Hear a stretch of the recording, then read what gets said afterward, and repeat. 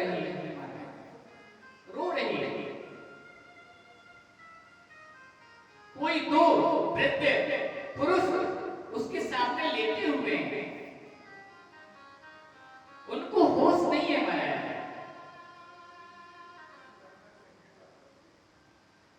नारद जी को जैसे ही उन्होंने देखा तो आवाज लगा दी, हे साधु ठहर जाइए। भो भो साधो क्षणं तिष्ठ मच्चिन्तामपि नाशय।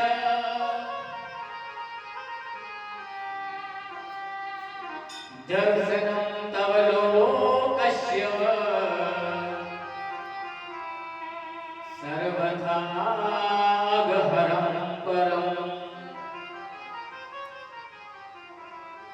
हे साधु रुकिए। नारद जी ने देखा तो नारद जी ठहर गए। नारद जी के पास वह स्त्री पहुंची और कहने लगी, महाराज आपके दर्शन होना ही दुर्लभ है। अच्छा, उस समय की तगड़ी मीडिया कही जाए तो नारद जी के अलावा कोई नहीं था। ये समाचार इधर उधर जल्दी भेजते थे। नारद जी ने पूछा, देवी क्या हुआ, आप कौन हैं और ये दोनों बालक कौन हैं? तो वह देवी कहने लगी, अहम भक्ति ख्याता इमौ मे तनयो मतौ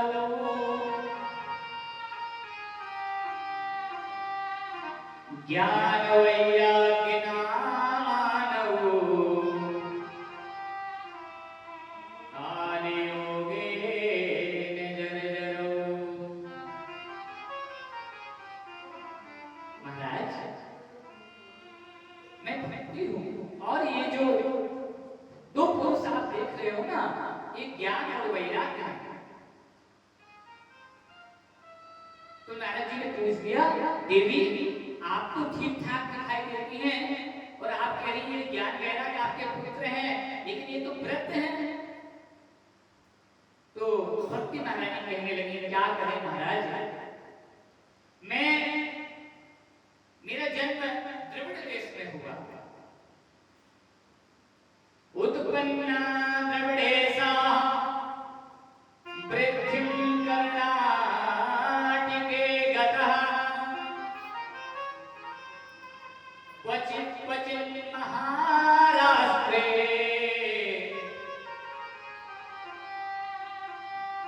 गुर्जरे जीर्णतां गता। महाराज मैं द्रविड़ देश में उत्पन्न हुई और महाराज महाराष्ट्र में कहीं कहीं मेरी उन्नति हुई है और गुजरात में तो महाराज मेरी बड़ी उन्नति हुई, वहां पे ढोंग जाता है महाराज।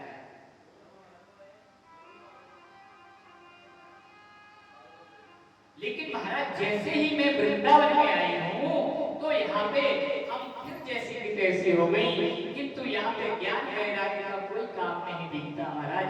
ये दोनों वृद्ध हो गए हैं।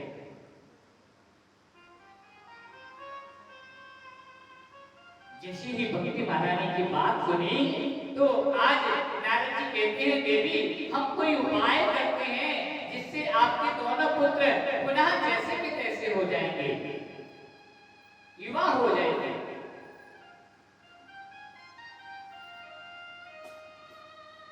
महाराज नारद जी ने बहुत से उपचार करे, वेद वेदांत का पाठ किया, पुरुषों सुनाया, लेकिन वह बालक क्या होता है कि थोड़े उठ के बैठते हैं, मूर्छा जागृत होती है, पुनः मूर्छित हो जाते हैं।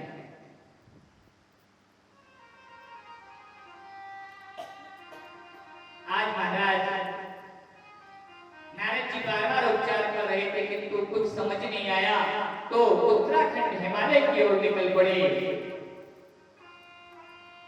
भगवान का नाम लेते हुए जा रहे हैं, श्रीमन नारायण नारायण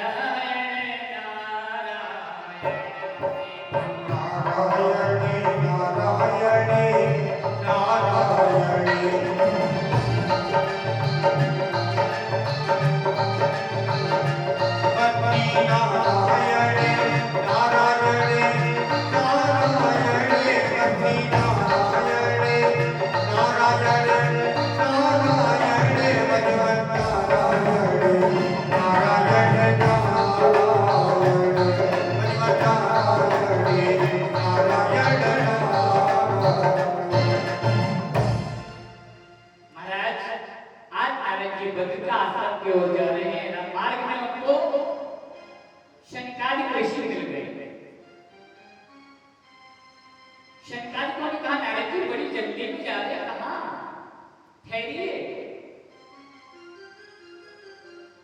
नारद जी को थोड़ी मन को ढाढ़स आया कि चलो अब कोई ना कोई उपाय मिल ही जाएगा।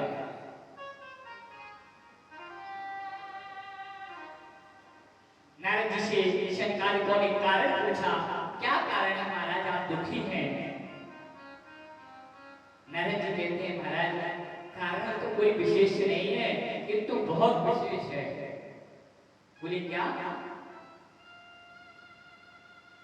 बोले महाराज मैंने ज्ञान और वैराग्य को जगाने के लिए सब उपचार करे, जितने भी वेदों में उपचार है सब करे, लेकिन फिर भी उनकी मूर्छा नहीं गई महाराज। तभी मुझे एक आकाशवाणी सुनाई दी, क्या? व्योमवाणी तनैवा भून्मार्षे खिद्यतादिति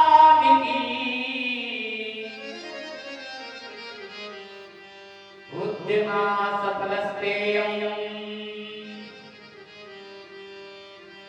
भविष्यति न संशयः।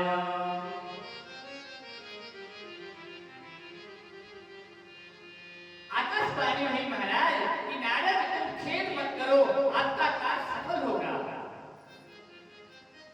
और मुझे महाराज ऐसा विश्वास है कि आपका दर्शन हो गया। कहते हैं कि साधुना दर्शनम लोके सर्व सिद्धि परम, साधुओं का दर्शन ही सिद्धि को प्रदान करता है महाराज। संत समागम हरि कथा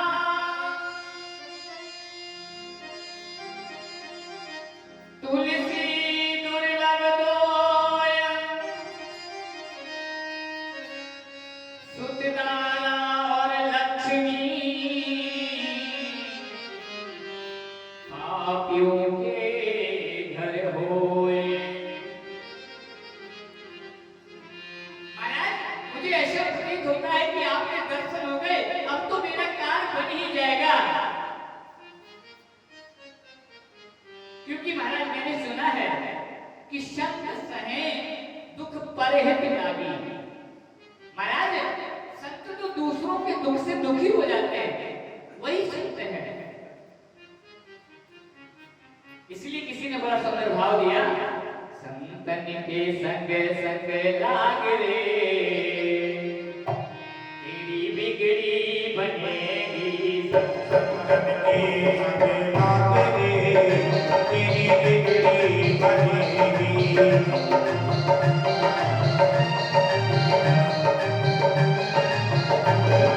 बिगड़ी बनेगी तेरी बिगड़ी बनेगी, बिगड़ी बनेगी तेरी बिगड़ी बनेगी। संतन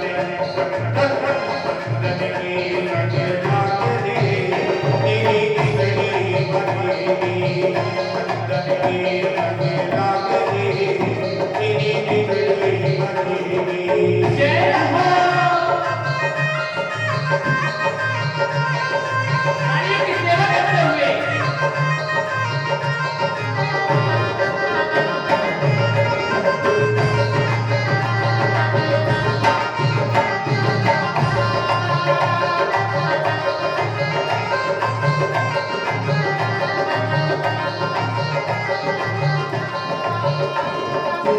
जी की बन गई रात की बन गई।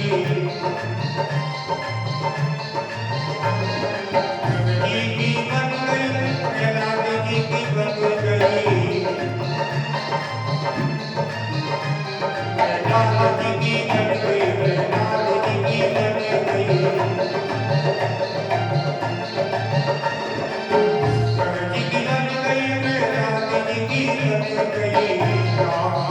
राम चरण बड़ी लाए थे तेरी बिगड़ी बनेगी। संतन के संग लाग रे तेरी बिगड़ी बनेगी।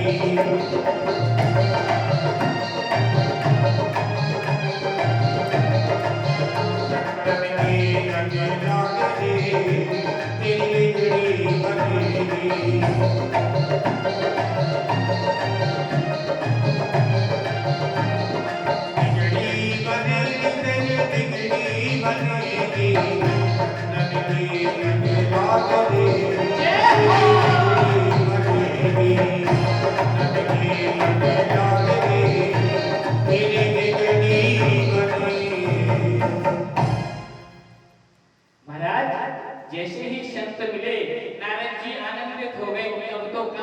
गया महाराज। जैसे आज हमारे महात्मा जी के माध्यम से आप कथा कर रहे हैं ना, तो कोई ना कोई निमित्त तो बनता है भैया।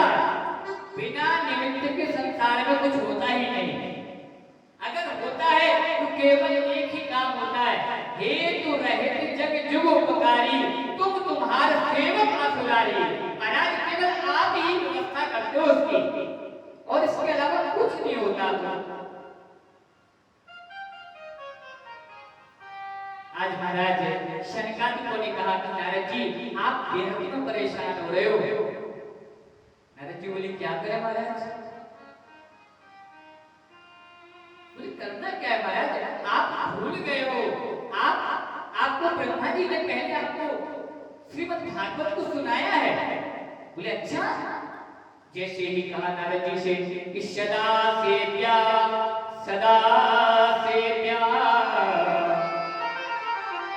श्रीमद् भागवती कथा, यस्या श्रवण मात्रेण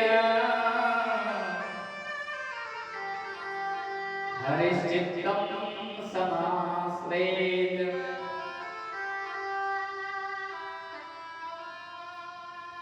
शनक कुमार जी कहने लगे, हे नारद जी, जब व्यास जी को 17 पुराणों और महाभारत आदि की रचना करके भी शांति नहीं मिली ना, तो उनको नारद जी आप ही मिले थे और आपने ही कहा था कि आप श्रीमद् भागवत कथा का वर्णन कीजिए, तभी आपको मन में शांति मिलेगी।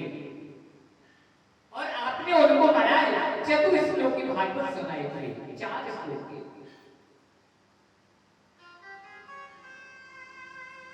नारद जी कहने लगे, महाराज एक बात थोड़ा दोहरा दो, हमें भी तो समझ में आई कौन सी भागवत थी।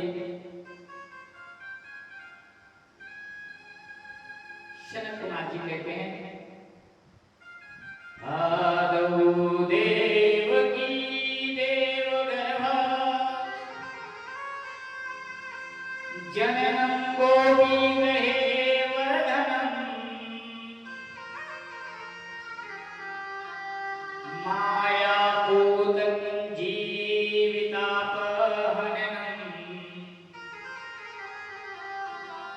गोवर्धनो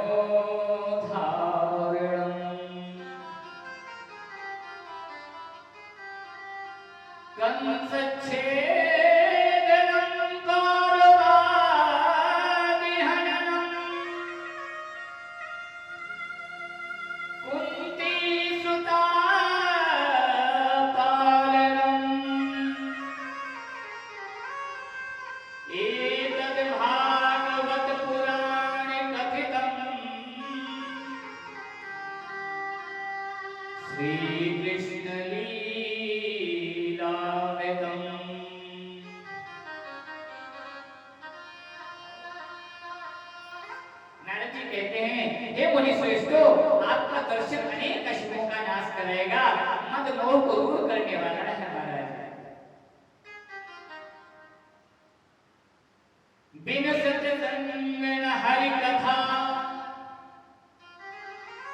तेहि बिन मोह न भाग, मोह गए बिन राम पद, होय न दृढ़ अनुराग।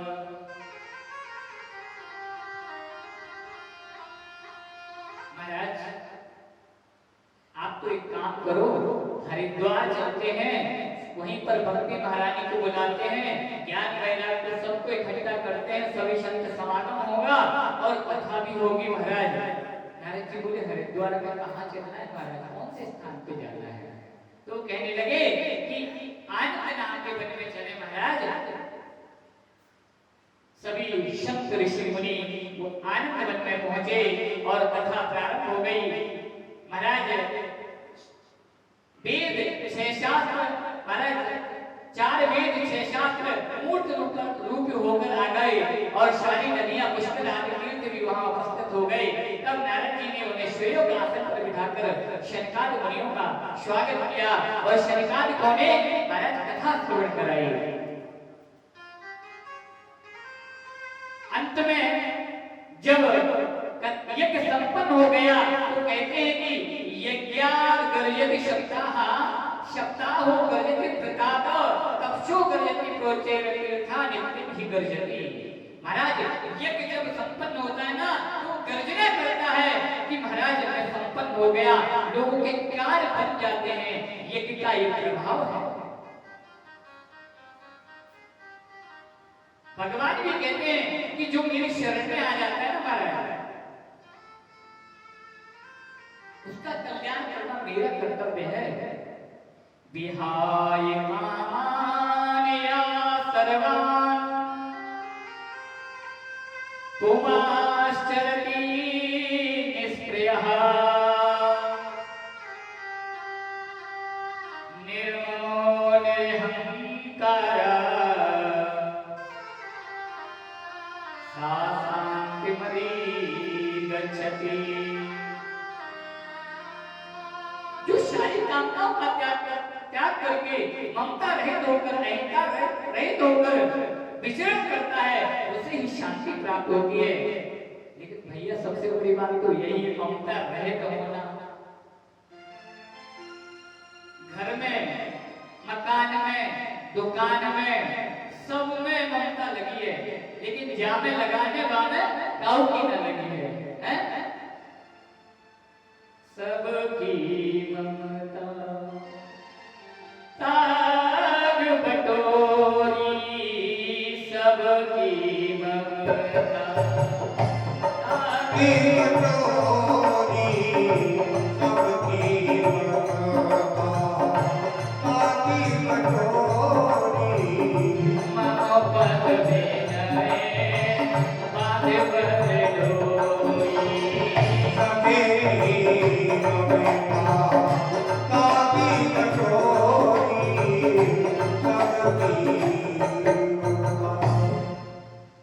चारों तरफ की जो ममता है ना, इनको छोड़ दो भाई।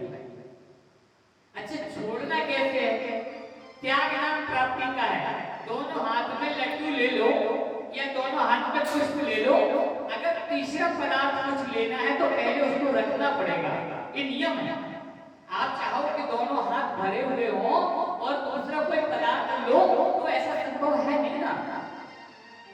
तो कुछ अच्छा प्राप्त करना है तो पहले त्याग करना पड़ेगा। अच्छा दूसरा सूत्र क्या है? दूसरा सूत्र ये है कि भैया कक्षा एक में पढ़ रहे हो, अगर जब तक एक का त्याग नहीं करोगे तब तक दो में कैसे पहुंचोगे? प्रश्न है ना। इंटर करोगे तभी तो ग्रेजुएशन कर पाओगे। तो त्याग एक तो स्वतः त्याग होता है। जैसे क्लास का कक्षा का जो त्याग होता है वो स्वतः होता चला जाता है। पढ़ाई करते हैं, मेहनत करते हैं, आगे बढ़ते चले जाते हैं। लेकिन हम संसार में ये तो कर देते हैं त्याग, क्योंकि इसमें हमें लगता है अपग्रेडेशन हो रहा है, आप आगे की ओर जा रहे हैं। लेकिन जो घर की व्यवस्था में है उसमें हम और बढ़ते चले जाते हैं। नहीं, अगर हम नहीं रहेंगे घर पे तो क्या होगा? ऐसे ही लगता है। बोले हम ग्वालियर नहीं रहेंगे तो अब क्या होगा?